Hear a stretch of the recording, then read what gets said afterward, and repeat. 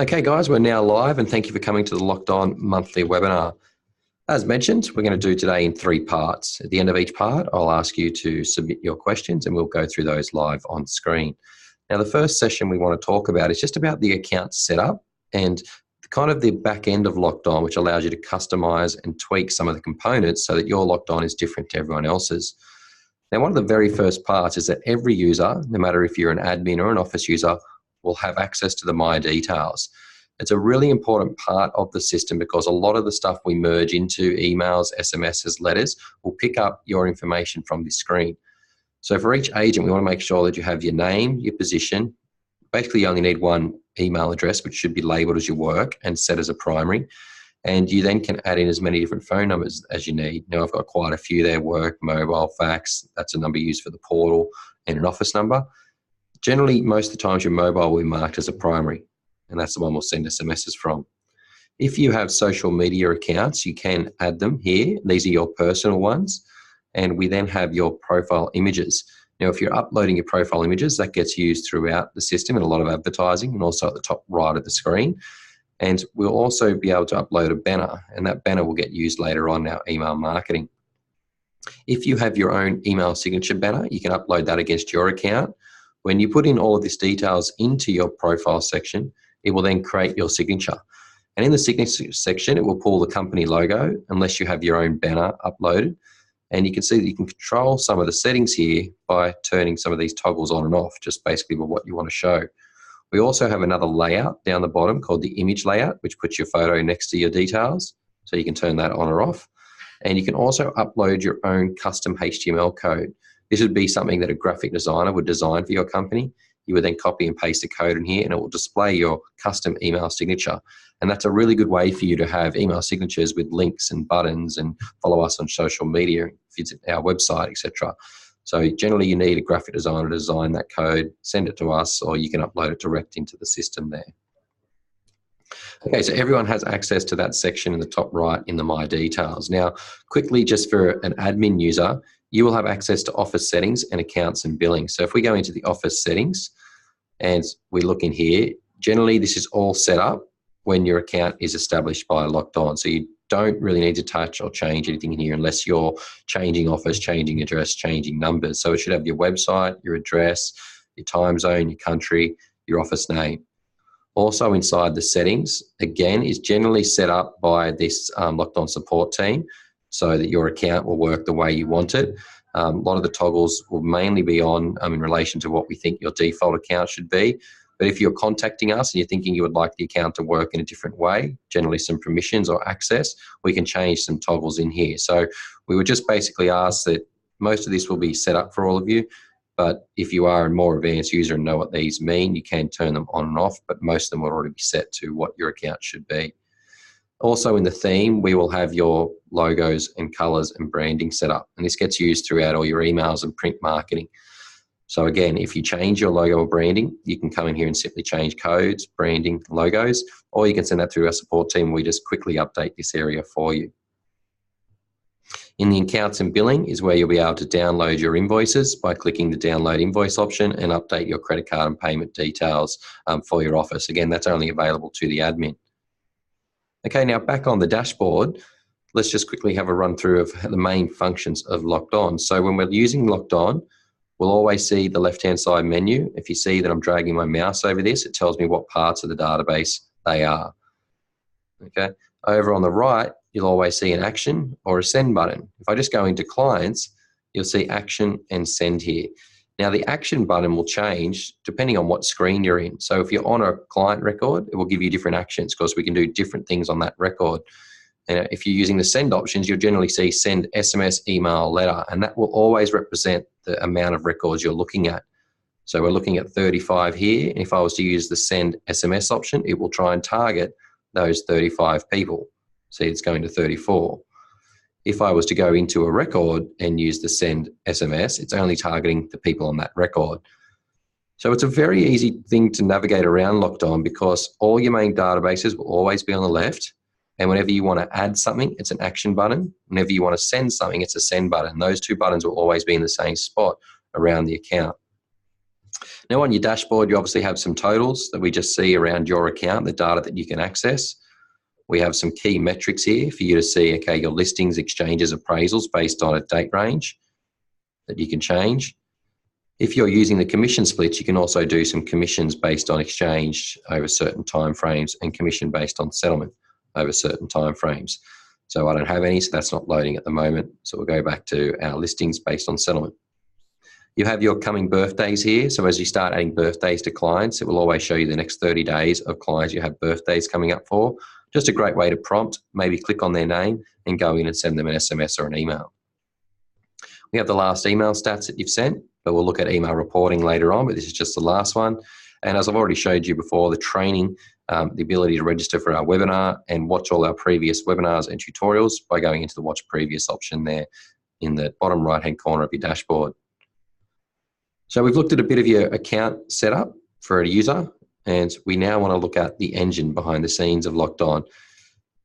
What you see here will depend on your access. So if you're an agent app level user, you may not see all of the things I'm going to show you today, but if you're an admin or an owner, you'll see everything inside the engine. And as I mentioned, this is one of the areas where you'll customize and set up a lot of your LockedOn account. Now, there's a whole lot that we could spend a bit of time on in here, and I don't really want to waste too much of today's webinar in going into detail into some of these, but we'll quickly skim over what each one of these sections does. So if we look at the packs, first of all, these are the packs that you'll get with your LockedOn account. And majority of you should have the welcome pack installed, which gives you your default templates and brochures. And then the orange shiner pack is all of your standard templates, follow-up plans, letters, and SMSs, which we'll be showing you how to use today. If you don't have them installed and you think, okay, well, Luke showed us all of these today, you can go into your account and set these up. But majority of your accounts, we set these up right at the start when you start with us. Okay, in the customizations, we have the ability for you to create and customize your own categories throughout the system. So as you see throughout today's training, there'll be different areas you can tag people, put a custom group against them. That will be in lead sources, in clients and property groups. In any of these areas here that we're looking at, you can go in and hit the add option to add a new client group. If I just put in here test, you can then save that and the test is now added into your list alphabetically. If you wanted to edit the spelling of it, you can hit edit and then you can hit the save option, or you can remove something by hitting the remove option. Okay, so you can add your own lead sources, client groups, property groups, commission types. Property types are all your standard REA ones, so we don't allow you to edit those, but you can turn them on or off. And your marketing publications is every single company that you would invoice in relation to charging vendor marketing. And the categories are the categories of marketing that you offer, so online and print. Now, these two are really important to be set up so that you can start creating campaign items, which we're about to look at. So remember these two, you'd have to kind of set these up first. Keywords is for buyer-related specific keyword matching, and we show you that in the buyer matching section. And communication list is something that we'll be launching a bit more in detail in LockedOn later on, when you can have actual subscription lists to emails and people can subscribe or unsubscribe to those.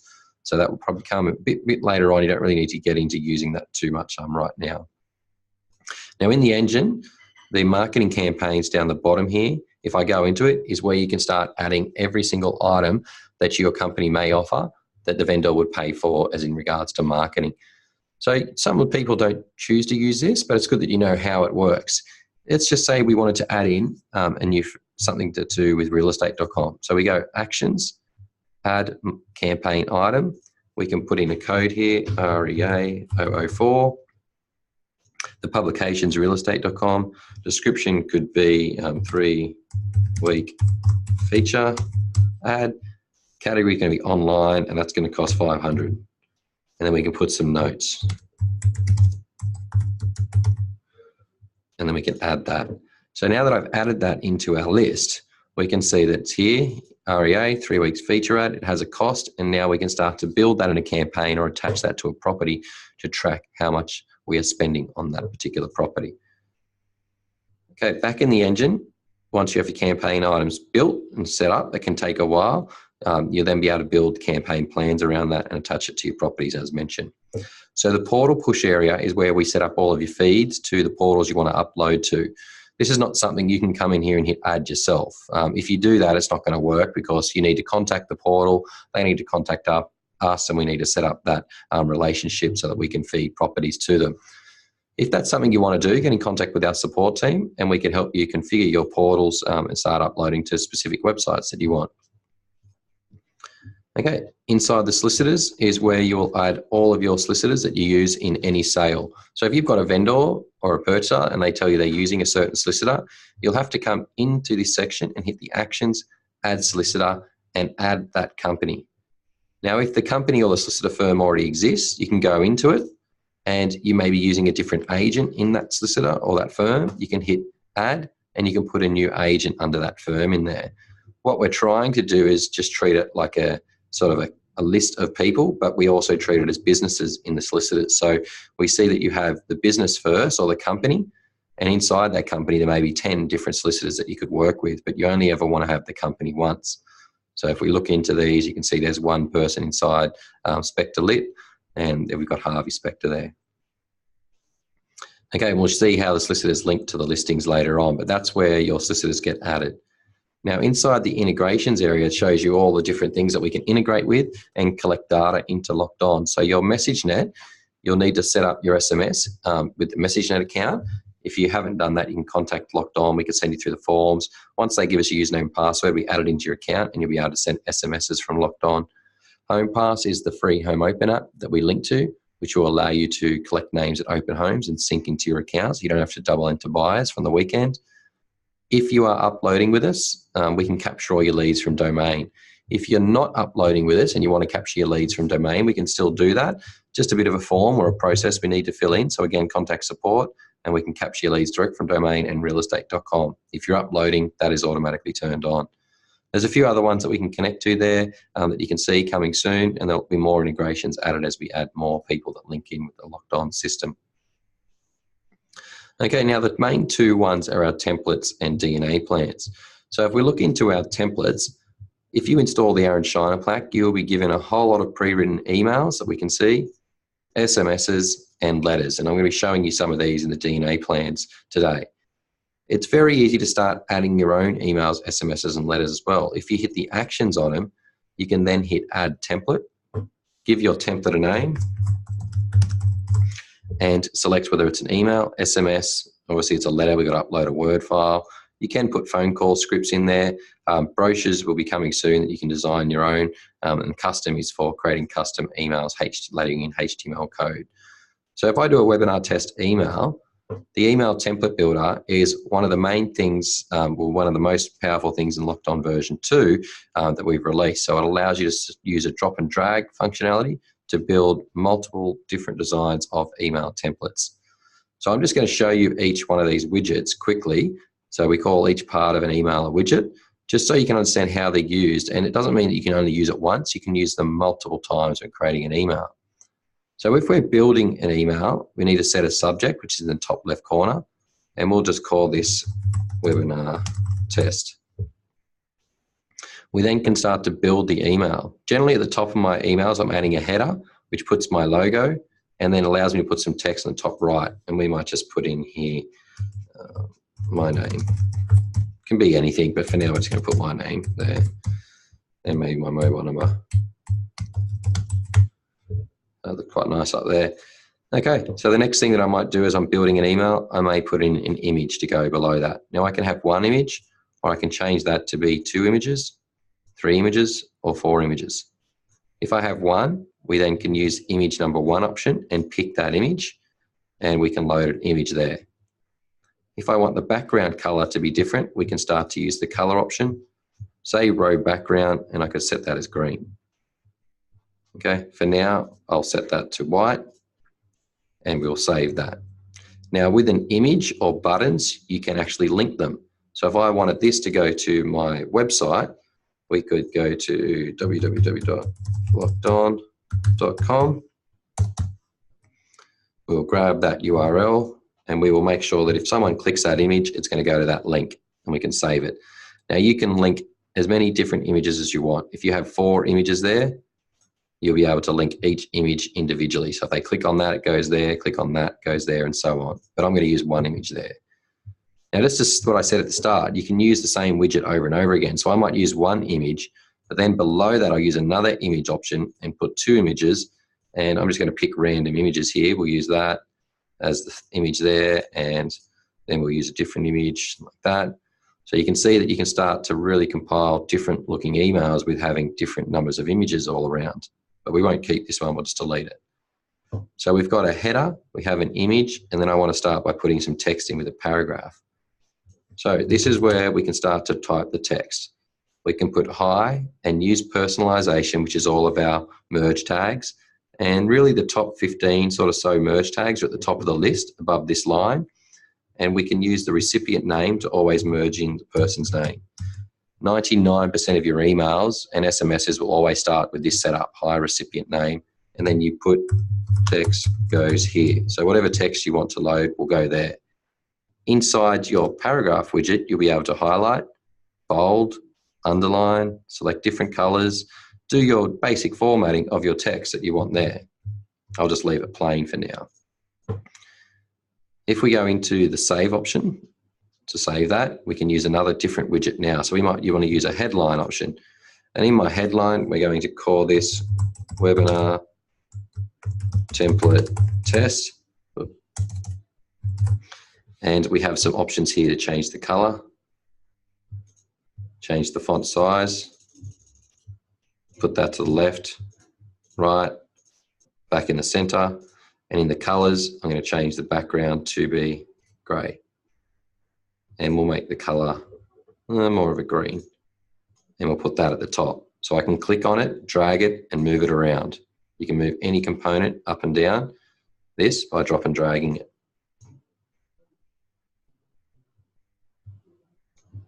Okay. All right, so we've used a headline. We've got in there the paragraph.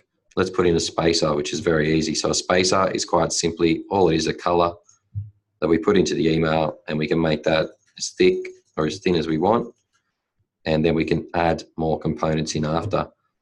So a space is very easy, and then we'll look at the article. So articles is a nice way to add in just some content for people to view. So it might be an article on buying more property or listing more homes, however that may be. But you can also go to www.realestate.com.au/blog. I think it takes you to the news section now. But you get some great articles from here that you can put into your newsletters every week. So if we look at this, could you live in an old brothel? That's a good one to click on. First one that we had. So we may copy this and think it'll be a nice article to put into our newsletter. So I'm going to put it into the headline content. So you can see that goes there. I'm going to copy the first part of this and put it into the summary. And the find out more button, I'm going to copy the URL. And that's where we go into the button settings. The button URL, we can put that, we'll go to that site. And with the colors, what I'm going to do is set the background color to be white, just so it matches in. And we then can put an image here where it says pick image. Now I'm just going to use any image for this, use this one. You could save your own image and upload it, but we can now see that I've added an article into this particular letter or template that we're designing. Now below that article, we may want to add some buttons, and it will default to 1 button. But again, you can have 2 buttons or 3 buttons. So they may be things where you can label each button, which could be follow us on Facebook. The second button could be our website, and the third button could be Instagram. So there's a lot of things you can do with the buttons. You can then put a URL on them, change the color, change the text. But you can see we have some buttons now in my template. As I mentioned before, that doesn't stop you from again saying, actually, I want to use another set of buttons. And I want to use 1 button, but I want to put that underneath this first image. So you can put buttons wherever you want throughout it, 1, 2, or 3. So below this now, we start to use some of the main parts of the template builder, which is our feature property and property card. And these are kind of the most powerful ones. When we drag a feature property in, it will always have this sample property. But now when I go to send this email to someone, it will ask me what is the feature property, and we have to select one of our listings, and it will merge in our listing data. So don't be confused if you see the widget with preset context, which it already has here.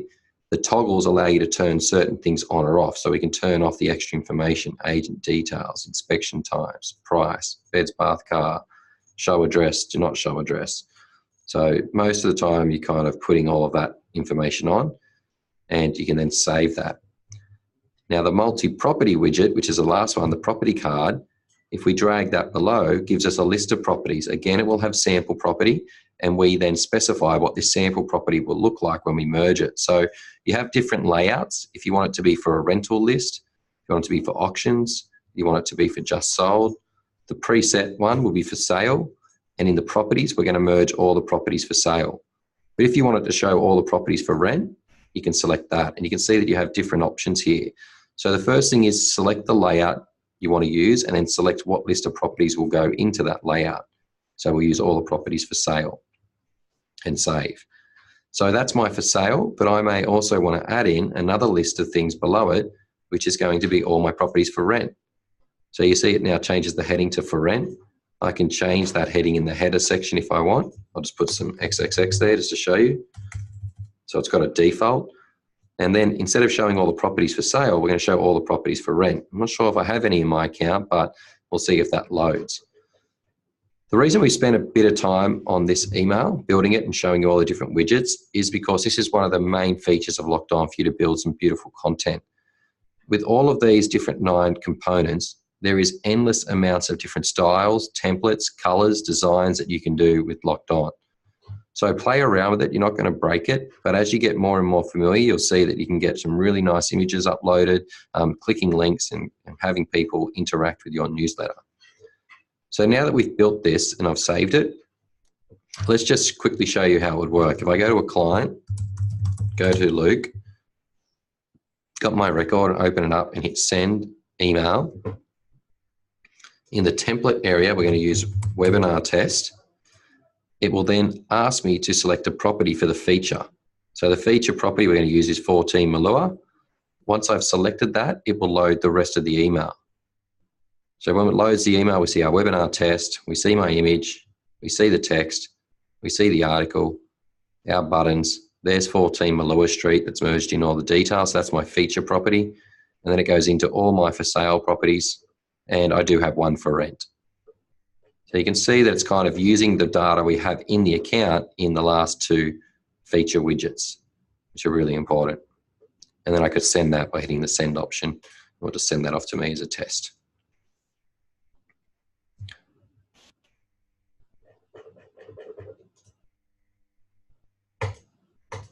Okay, so that's going to send off. All right, so we'll go back into Engine and look at the template. So you've seen how all the components are now used throughout the email builder, which is really important. SMS is really, really basic. When you hit Actions, Add Template for SMS, it asks you to create a name for it. It will then ask you to type your text.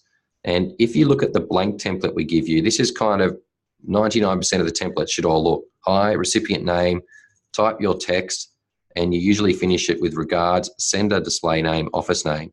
Now, in between that, you guys can type whatever text you want, but always use your blank template as a reference, and your ability to create endless amount of templates with different merge fields is really up to you and how skilled you get. And there's a whole list of all the merge fields you can use. There's probably about 200 or so there. Now, you don't have to use all of those, and there is still a lot more, but that's the basic setup of an SMS template there. Hi, recipient name, type your text, finish it with sender and office name. Some people don't even put the office name on there.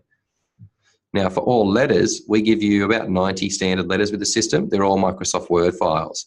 So if you're thinking of adding your own letters in there, you can request the template from LockedOn, and the Word template, if I just open that up on my computer, we'll just pause. Let's go into support.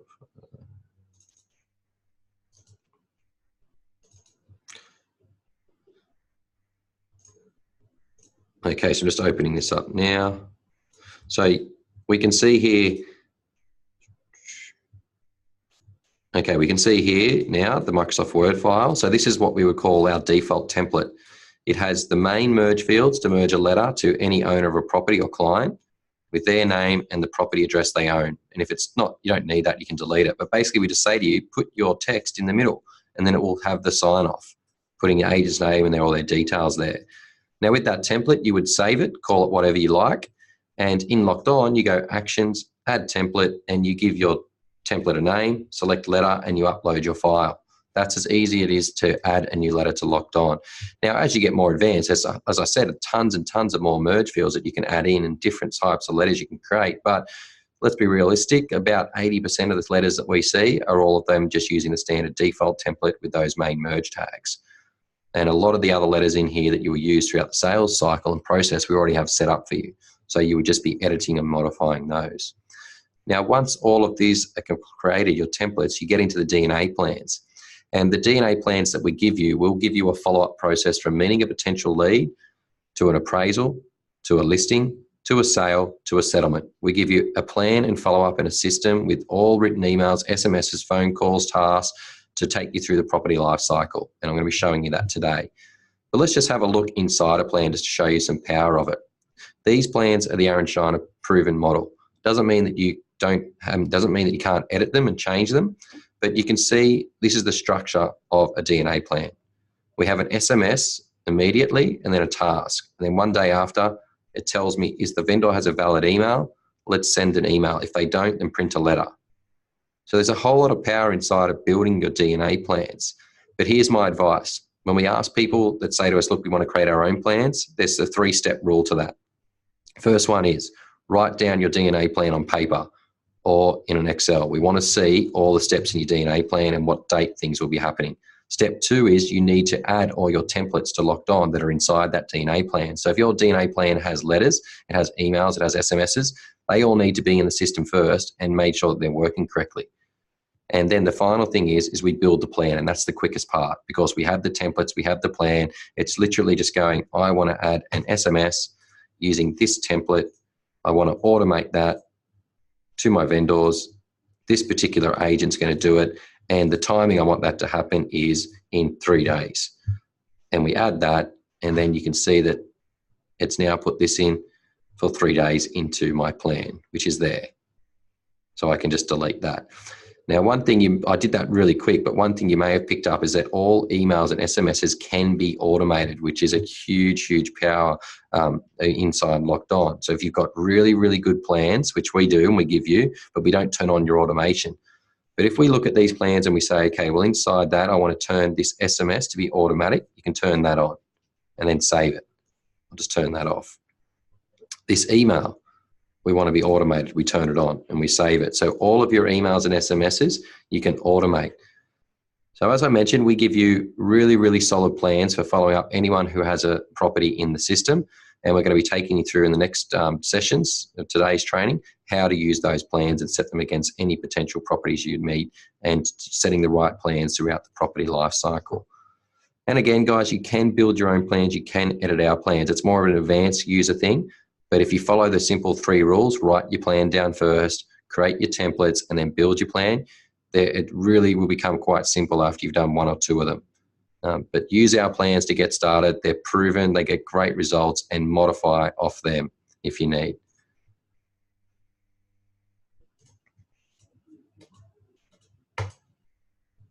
Okay. All right, guys, I've just paused the recording. And we have finished the first session about just setting up your account, your profile, and the engine behind the scenes of LockedOn with a bit of a detailed look at our email builder. Now we'll just pause for a couple of minutes and just see if there's any questions. So if you do have a question, please use the question option, or you can use the chat option and send that through to me now. We'll give you about 30 seconds just to write those up and send them over. If we don't have any, we'll continue on with the next session, which is looking at clients and buyers.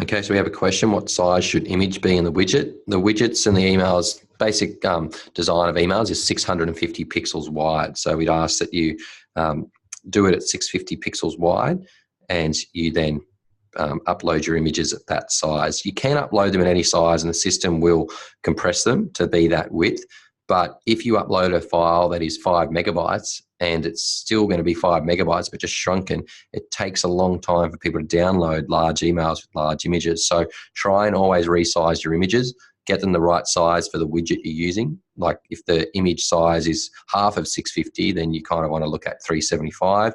So you've got to make sure you're looking at the right pixel size for the image you're uploading and how you want to use that. But yeah, that's a good question. Okay, we'll just see. Slide. All right, guys, it looks like the only question from the first session, so we'll get back into this and we will start on the next one.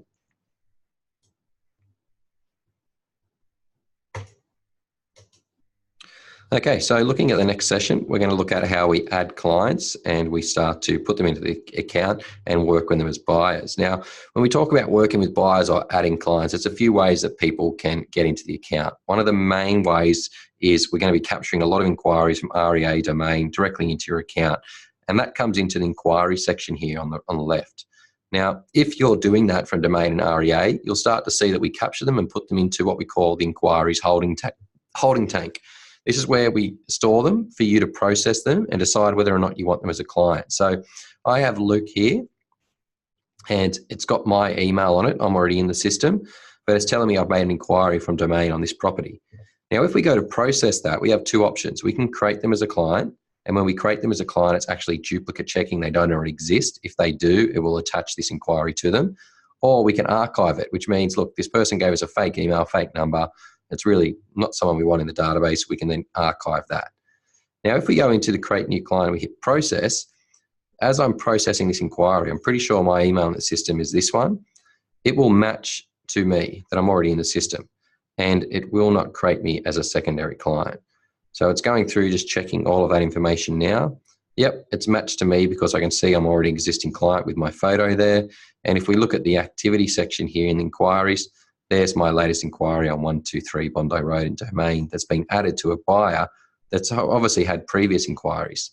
So that's a really important thing to know, is that we're kind of always duplicate checking on mobile and email to make sure that client doesn't already exist. If they do, depending on what rules you've got on your account, it will then just make sure it maps to that existing client. Now, if we go into the client section, another way that clients can enter your database is by going to the actions add client. When you're going to put a client into the system and you use the same email or mobile of someone that's already in there, it will tell you that person already exists. It's checking across the whole account to make sure that person email is not in the system or that mobile is not in the system. So we can see it's telling me it belongs to Luke. Now, depending on your office rules and if you want to share data or not, that's some of the things that will work with you to set up in your account. But if you're an agent and this person already exists, when you get someone who has the same email or mobile, that's when we technically say you've unlocked that record. So if you were to hit add client, it wouldn't create a new one. It would simply open up the record that's matched. If this was another agent's record, it would now give you access to that record. And pretending that it was Andrew's record, it would now have Andrew and Luke as the agent on it. So Andrew's now opened up the record and he has access to Luke's record as well because he now met Luke, someone with the same email.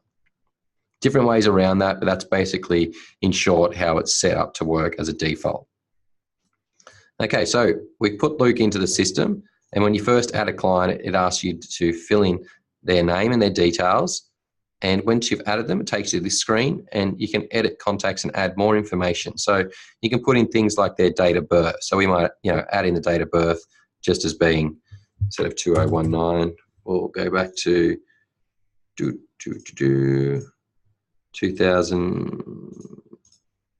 1999, March, we'll just say the 24th, and we can save that against them. So the reason it's doing that is when we start to look at all the dates of births that we're putting in for our clients, we'll have the upcoming birthdays on the dashboard. I must have put the wrong date in, but that'll be showing our upcoming birthdays in there for our clients. It should be the next 30 days. It might be not that far away.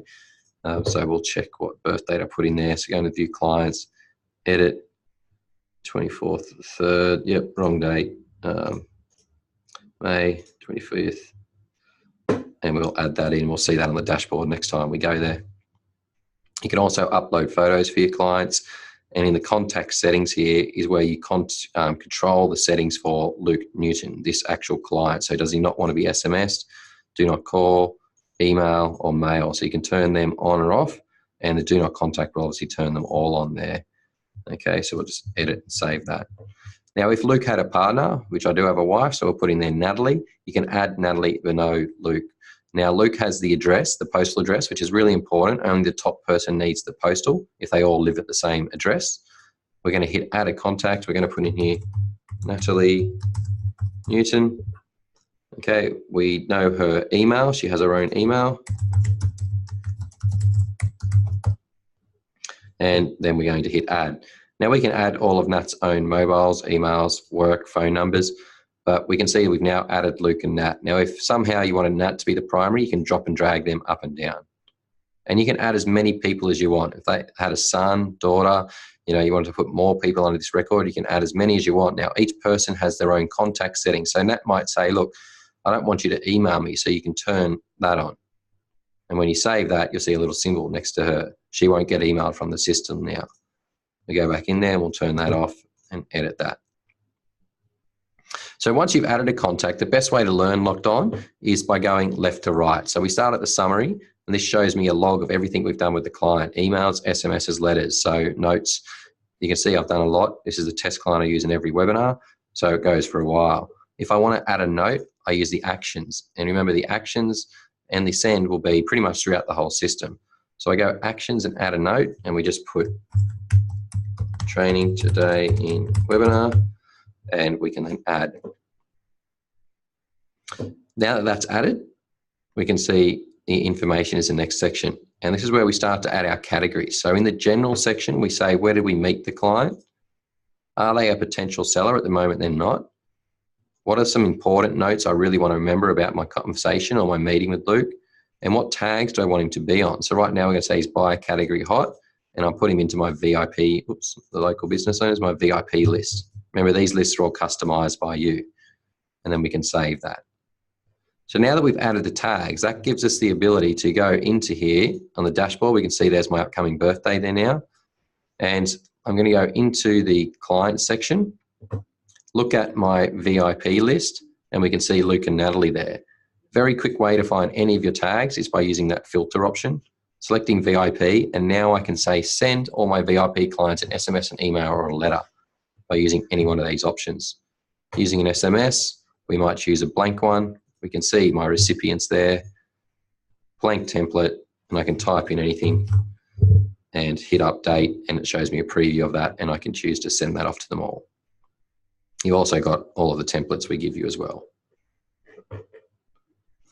So tagging is really important because it allows you to quickly find a group of people and market to them successfully. So that's in the information general section, is really just your tags, some important notes. The contacts we touched on is adding more people to the record. And when we're working with buyers, the buyer criteria is very important. If they are active, you turn them on as active, and the buyer criteria, you might need to click off the screen at the moment, come back, but it loads your first buyer criteria. Now with this, we're going to call this their dream home. You can label your buyer criteria. It's for sales. We also allow you to track rental matching, but majority of it will be sales. Okay, well, that should be defaulting to 100. And our bedrooms, bathrooms and car, and basic sales property matching information now will get entered. So we're looking for 3 beds, 2 bath, 2 car. We can hit update information. And if we go into the properties section, I need to put in a price. Always must have a price. So minimum price we won't worry about, maximum 2 million. And then we'll hit update. Okay, so now that we've added in a price and some beds, bath and car, we can go into properties and matches, and we can see a list of the properties I match. If we go back into the properties area, information buyer criteria, we can then add in different property types by just typing and selecting here. And we can put in certain suburbs. Okay, you just start typing, it'll give you Google Maps. And you then select the suburbs you want for that particular buyer. The keywords is specifics about your listings in your area. So the area that we live in is close to the water, so that needs to have Botany Bay views. The buyers come into the office and says they want Botany Bay views in Dulles Point or Sans Souci, and they're up to 2 million. don't send them any properties that don't have Botany Bay views. So when we look at that and we update, keywords is really, really important because it's basically the main criteria. And if we look at my properties in matches, this one here, 8 Skinners Avenue, is in the suburb he wants, has the right number of beds, bath and car, and the right price. But most importantly, it's matching because if we look at it and we go into the information, in our keywords, it has Botany Bay views. Okay, if I was to take that off, the buyer would not match this because it does not have the keyword it has. So keywords is really important part when you're listing properties if you're going to use that. It's only really used for fussy buyers or in an area where you have quite specific requirements for buyers. Okay, so we'll just hit the back button and go back into my record, into the buyer criteria. So with the buyer criteria, I'm just going to take a bit of this out just because I want to match more properties. So we'll just take this down. Okay, that, and that. Okay, we'll make this 4 million. Okay, we'll update that. So now my buyer criteria is quite broad. And if we go into the properties and matches, I now have 6 matching properties. Now, with this list of properties, I can send this off as an email to my client. So I first met Luke. I want to send him a list of the properties we currently have. Now, 123 Bondi Road, if you click this button, it says show. But if I wanted to hide that listing, I don't want him to see that in the email, I hit the show option and it hides it. So when I send the email, it will send 1, 2, 3, 4, 5. Now to send the email, you use send, email, and the template we give you in the account is called buyer match. This is already set up so that when you select it, it will load in a list of all the properties that match this client.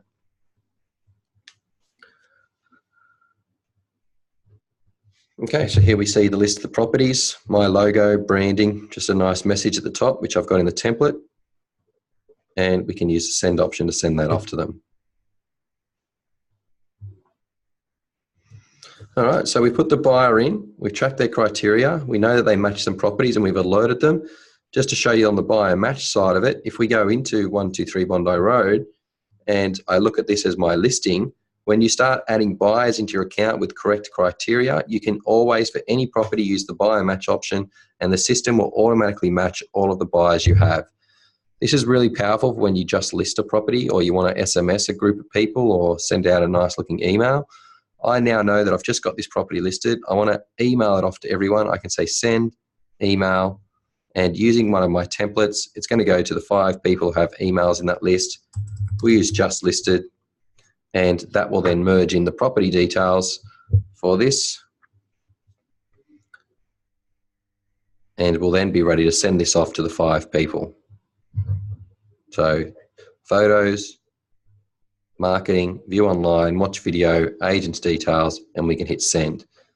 So that will then send off to all those clients, all the buyers, and inside our reports email section is where we can track all of our bulk emails. We'll be able to see a detailed report of who's clicked on the email, who's opened it, who's unsubscribed, etc. So you can see all of that inside of your email reports section. So reports, emails. Okay, so back into our client. If we go to me as the buyer, we're just going to finish up on the buyer section in a second. So we have the activity. And with buyers, there's 4 levels of interest. There's inquiries that we capture from REA and domain, but if you want to add them in manually against your buyers, you can do it by going actions, add inquiry. The second level is inspections, and generally you're getting these at open homes. And if you're using our Home Pass app, that will add the buyers into your account and add the inspections. Again, if you're doing private inspections or you're not using Home Pass and you want to add inspections against your buyers, you can do it manually by going to their record, actions, add inspection, filling in the details. The third level of interest is contracts. So the client may say, look, I'm really interested. Before I make an offer, I want to review the documentation and go over that with my solicitor. So we go actions, add a contract, and you fill in the details. The final step is offers. So every offer that gets submitted on a property, you should be going actions, add offer against your buyer, selecting what property it's for, the date they made the offer, and the amount and notes.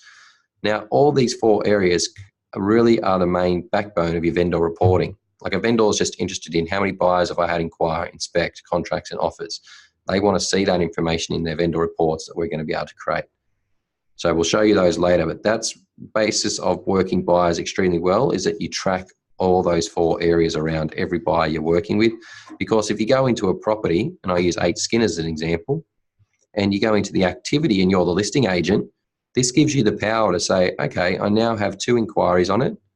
I have 33 inspections. We've got 2 contracts out and we've had 3 offers. So you'll be able to see all of that as a summary, and then that compiles in your vendor reports that we're about to look at in the third and final session here. Now, the last part of working with buyers, and whilst I'm on this screen, is to show you the power of why you collect those 4 areas of interest. This property, it's just, it's all sample, but if this is a real listing, you might have 50 inquiries. From those 50, you might have had 30 inspections. You might have had 2 contracts and 2 offers. That's, pretty realistic. But let's say you're sitting with your vendor and they say, look, we want to reduce the price by 100,000 and we want to send an SMS to all the people who came through the property or have had any interest in it. If you've tracked all of this here, you go to your property, you can sit there with your vendor and say, send SMS, and let's target an SMS to all of the offers, all of the inspections, all of the inquiries, and all of the contract holders. So it's grouped every single buyer that's had any interest in this property. Let's then use a template called price reduction. It loads in a template that says, hi, name, property address has just been reduced. The new price is, the owner has told us to sell, presenting all offers tonight. And we'll just see a little preview of this. Okay. And we can then use the send option to send that. We just confirm how many it's going to and then hit send. But it gives you some really, really powerful tools to be able to market to the right list of buyers at the right time. And there's 4 good examples of when you should really use this activity list of buyers against a property, which is price reduction. The property's just sold. You've just listed another one around the corner, or the auction is coming up and you want to remind everyone. There's 4 things that you should always be doing for every listing, is using the SMS to group these people and always send those types of messages to them.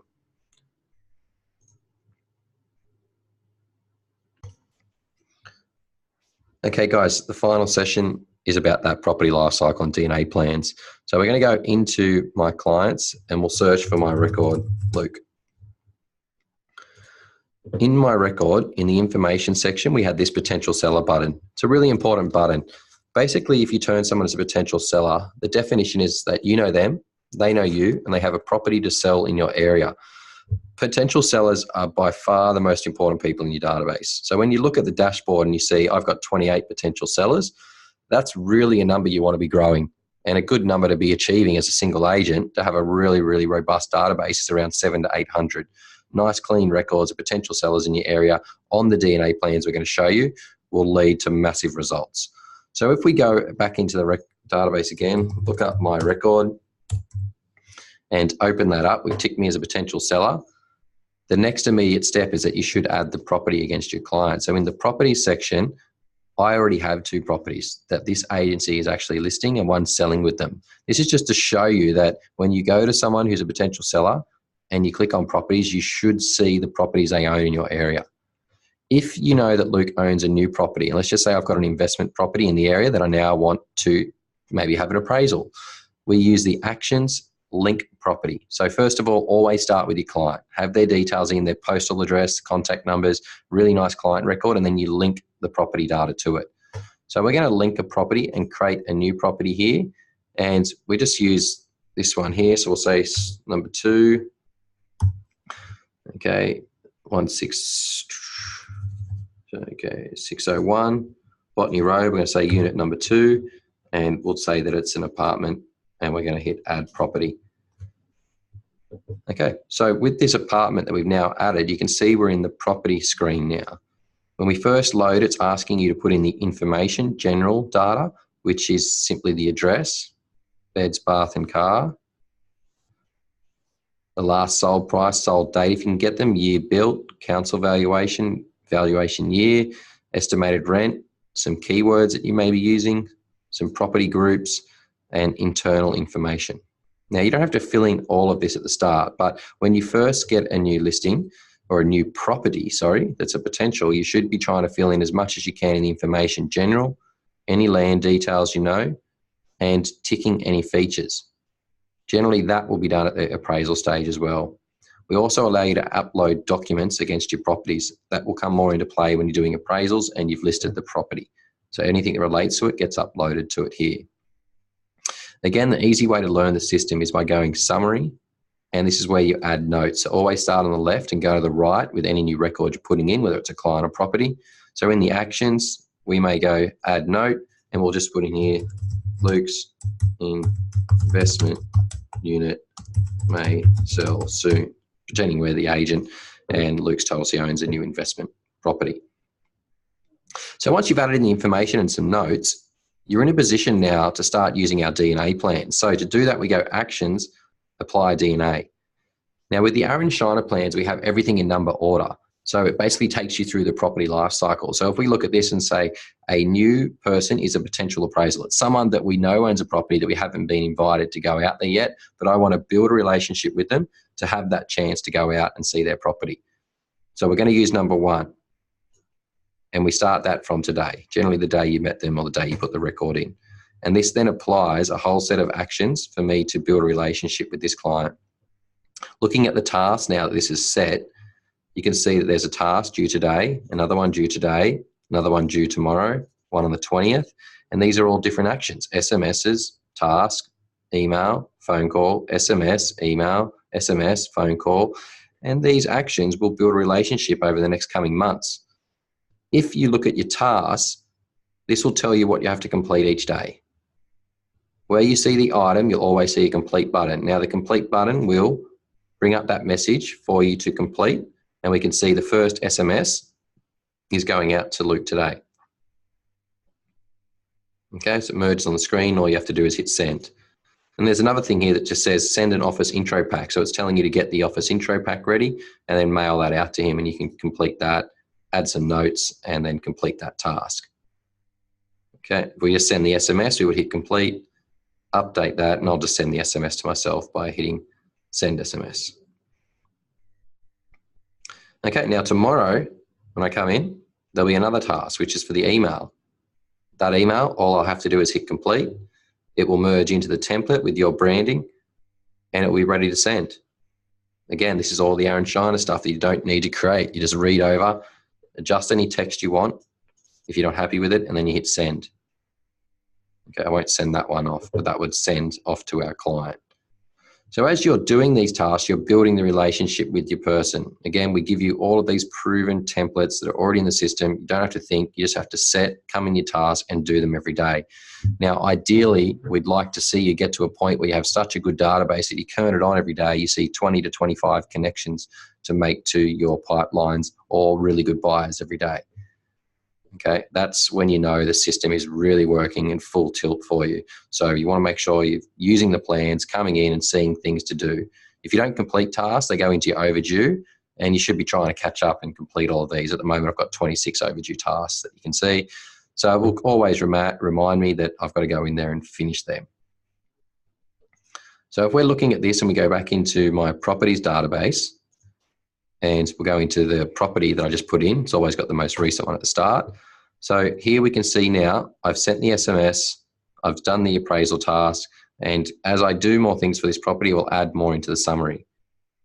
If we go into the task section here now, I won't hit complete on all these, but let's just pretend that we were completing all these tasks. And then the client says, look, I'd love to have an appraisal. That's the next step. So if the client requests an appraisal from an email, from an SMS or a phone call you make, you can then update the status to appraised. Now, when you update the status to appraised, you go into the life cycle and you book the appraisal in. So we'll say the appraisal is for tomorrow at 9 a.m. Okay, when we set that in the future, we can't enter any of our details in yet, but we can update that, and it will ask us if we want to book it into one of our calendars. Pretending that tomorrow 9 a.m. has passed, we come back to LockedOn and we put in what were they thinking. So 700, what were we thinking it was worth? So we thought 690 to 720. And the commission rate we'll charge is 2%. Enter any notes in here, needs new carpet, and we update that. Okay, because it's always in the future there. So now we've added the appraisal. Now, when we go to add the next DNA plan, it's important that you check your tasks. And if I'm looking at my tasks, I can see that there's still a plan set against Luke, which is the number 1 potential appraisal. Now, I don't need this plan anymore. So to remove that, I use the select all option, which gives me all of the tasks in that DNA plan. If I, for some reason, have multiple DNA plans, you can use the filter option. Select what plan you need to be removed. When it filters to that plan, this is the safest way to do it. You hit select all and then you delete. Now, the reason I'm deleting a task before I'm setting another one is the potential appraisal plan is no longer relevant. You know, I've done all the items in that plan, or I've actually booked the appraisal, so I don't need to keep following that business up. But I do need to go to actions, apply DNA when I've completed the appraisal, and set the number 2 follow-up appraisal plan and apply that. Now, when we apply that plan, this plan's got a series of emails, SMSs, and letters over the next 12 months to keep in contact with this appraisal. Remember, in the first part of the tutorial, I showed you that some of these SMSs, emails could be automated by you. So just picture this. You've set a plan and suddenly the SMS goes off straight away. The email in 3 months sends off. Okay, this SMS that we have in 6 months automatically sends off. So that's the power you have inside plans, where if you have really good mind for creating these sort of follow-ups and these systems like Aaron did, you'll be able to say, actually, I don't want to do any of this. I just want to make sure that it's actually sending off automatically from me, my email, and my mobile. So that's when if you get more advanced, you'll turn on automation with LockedOn. So here we have our appraisal plan. And again, just looking at these, we hit complete. They'll appear in your tasks, and you'll be able to see the SMS is already pre-written, ready to go to your vendor. This is a thank you for speaking with me today about your appraisal. Okay, we then go into a testimonial video. We then got letters, and letters, just to show you how they work. If I look at my tasks again today, I'll have a few things that are due. If you see a letter in your task due for the day, all you do is hit the complete option, and it will then merge that letter and download, and you'll print it in Microsoft Word. It should load in a second. There's the letter, go forward plan, so we hit complete. It will then prepare, start to merge that document, and it will then give us a complete option when that document is now ready to be merged.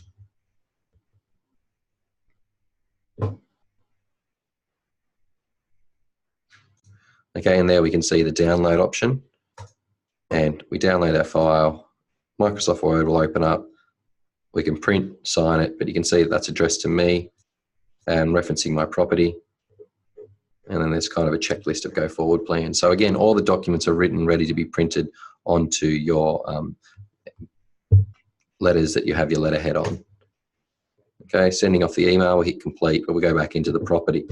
So the appraisal plan gets set when you complete the appraisal. So you must have the appraisal in the status appraised. Now, one or two things are going to happen. You're going to win the appraisal or lose it.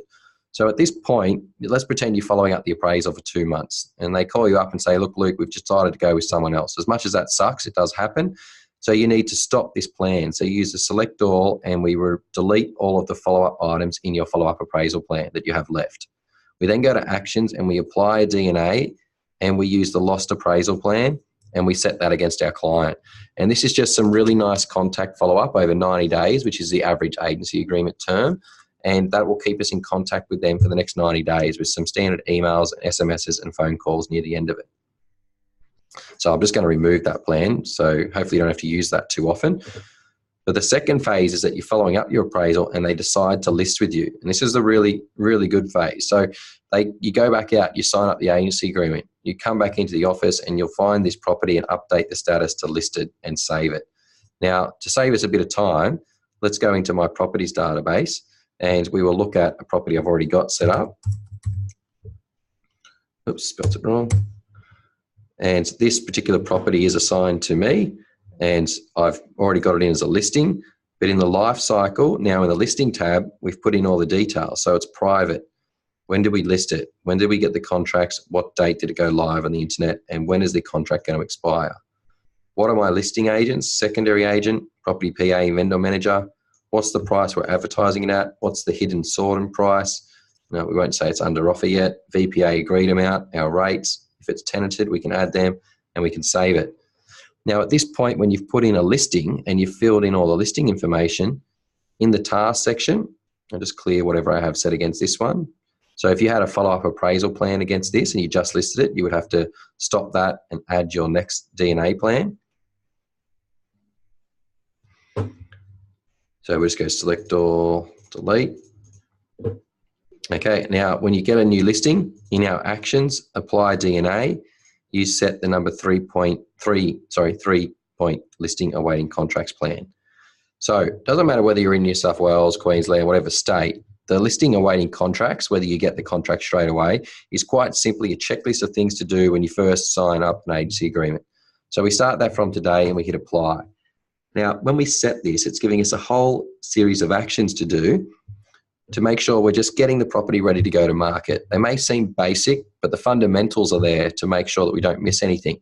If there's something in your office where you do things a little bit different, you've got an extra checklist, you add those items to this first plan in our engine DNA so that everything has a checklist, everything's delegated to someone in the team, and you can complete those items.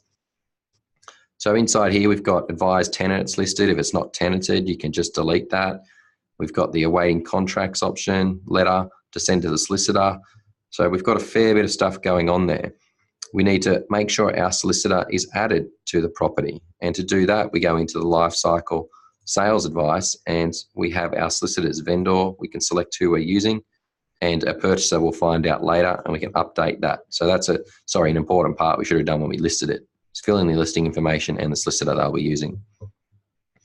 So the listing awaiting contracts is the first one you set, and generally you will have all of these items ticked off within the first kind of 7 to 9 days. It's a very short, quick plan, just basically getting it ready to go to market. Now in that time where you're completing all of these things, you're getting the photos, the marketing done, and you're adding in the headings, subjects, you're then putting in all your images, you're setting up your opens, and when you're ready, you're uploading it to portals by turning your portals on and hitting upload.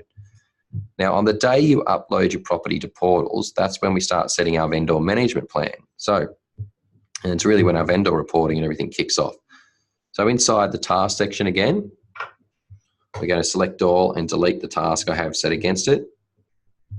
And you'll actions, apply DNA on the day you launch a property, you've got the 3.1 gone live. And you set that, we designed the plan to set it from the next Monday. So if you launched it on the Thursday, or you launched on the Friday, you would set it from the next Monday and apply. And that keeps you in contact with your vendor on a regular basis with nice follow-up, a bit of nice emails, SMSs, letters throughout that 90-day agreement you've got with them. And that's all now going to start appearing in your tasks section. So now that the property's on the market being advertised, let's just go back to the second part of today. You start working with buyers. You start getting inquiries into the inquiry section over here. You start processing them and you're seeing them attached to the property. You're doing open homes. You're getting inspections. You're tracking contracts and offers. And this will then start to build into what we do with our vendor reports. Now, there's 3 ways you can do vendor reports. You can do it by printing a PDF. You can do it by emailing, or you can do it as a vendor portal. Let's have a look at all 3. To create a vendor report, you have to set up this option. So actions, add vendor report, and generally you should be doing them weekly. So we say from last week when we launched it the 24th to today, we put in our summary, inspection summary and report summary, and you have a few options here for your print one, and then you can add that.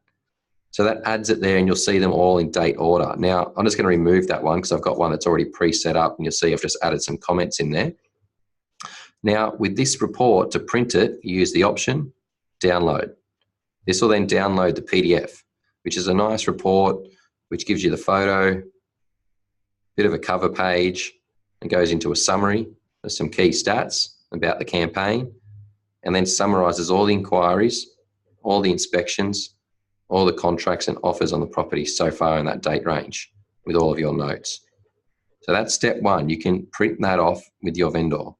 Step 2 is you can actually email that. So your vendor might just want to get that email to them. So you use the email report, which will use one of our standard vendor report templates.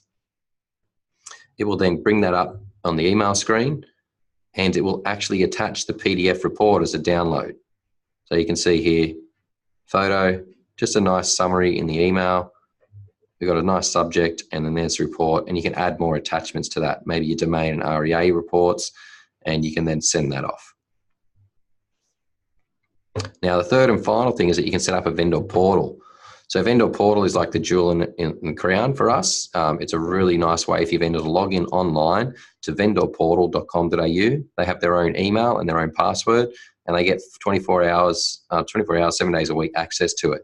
Now, to set up your vendor, you have to go to your vendor's record, into the contact section and you use the invite to vendor portal option. That will then send off an email to your vendor telling them to set up their password.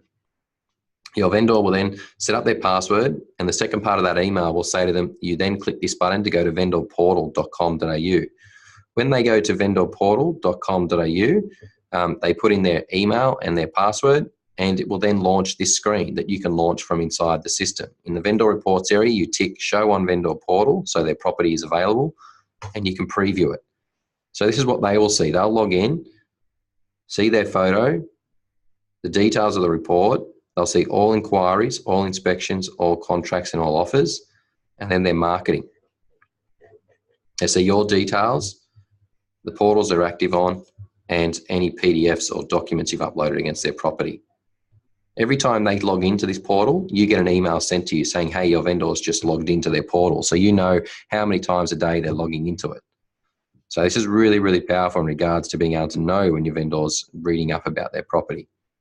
So they're the steps to set up your vendor portal, but you make sure it's on, you make sure they're invited, and then they will be able to access that. So there's 3 different ways you can do vendor reporting: print PDF, email it to your vendor, or the vendor portal.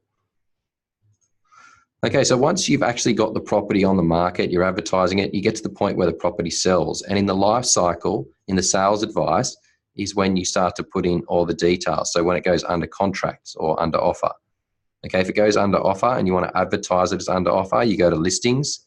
Next to your price, you mark it as under offer and you save that. You can then upload it as under offer to the portals that way. Back in the life cycle sales advice, you then put in when it's going to exchange or go unconditional, the weeks till settlement, and then it will update your settle date. If that's not the right date, you can manually change that. You put in your price, your commission rate. So I'll just say it's 2%. Okay, oops, got to change that to, there we go, percent. You know, you've got some sales deadlines. So building inspection, finance, pest, deposit, some settlement and payment details, some special conditions, and we have our purchaser. At this point, we're able to link the purchaser solicitor, and we save this. Now, at the point of you putting in the sales advice, you will know your purchaser. I'll just delete this option here on the right. Here is where you can add your purchaser. So in here, we're going to say Dave Hammond. He purchased the property, and now we have all parties linked to this actual listing: vendor, vendor solicitor, purchaser, purchaser solicitor. So the sales advice gets filled in, and we now have the property under offer, and we've uploaded it as under offer. The day that the solicitor calls us and says that the property is exchanged is when we come to the property, we update it, and we mark it as exchanged, and we're now ready to use our next DNA plans.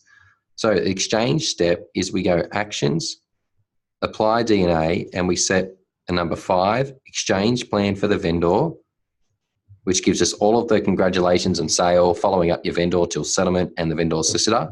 And you then, at this point, you add one for your purchaser as well. So if the selling agent's using LockedOn, and we hit the, I'll just change the selling agent to be Andrew on this property, and he's going to be following up the purchaser and the purchaser solicitor. So we need to set a plan for him. So actions, apply DNA, exchange to settlement purchaser, and we hit apply. So that's at the exchange step now. So if we go back into my properties database, it loads my listings, which I can clear. I want to see all the properties I have pending exchange. It's only 2. There it is there. So that's a good way for you to see what's pending settlement. And then obviously using your filters, you can see what you've got listed for rent, etc. there as well. So if I go into the exchange and the property is now settled, this is the final part of the process, which is the most important, is swapping it to the new owner and setting your anniversary plans. So the property is exchanged, and we now go to the update status and we say settled. So the property has now settled. And when the property is settled, we have a button at the bottom here that says transfer property. So this will actually set the DNA plans for your vendor, your seller, and move the property into their name. So it's not something you have to do, clicking around different screens. We've made it in a very nice visual 1-page screen for you. So the first things you have to do is answer some seller questions. Do you want to remove all follow-up for your seller? Say yes.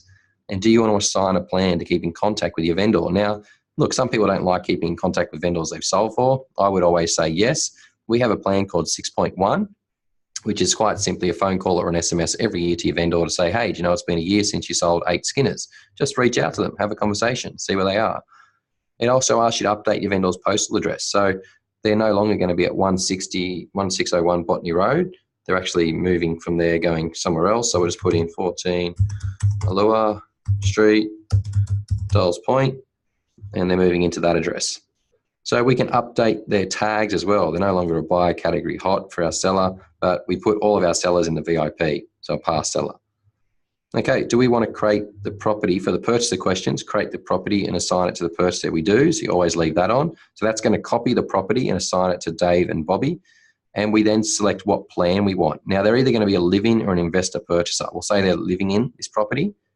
And do we want to update their tags? Well, we can see they're on the Xmas card list and VIP, so we'll keep them on those two.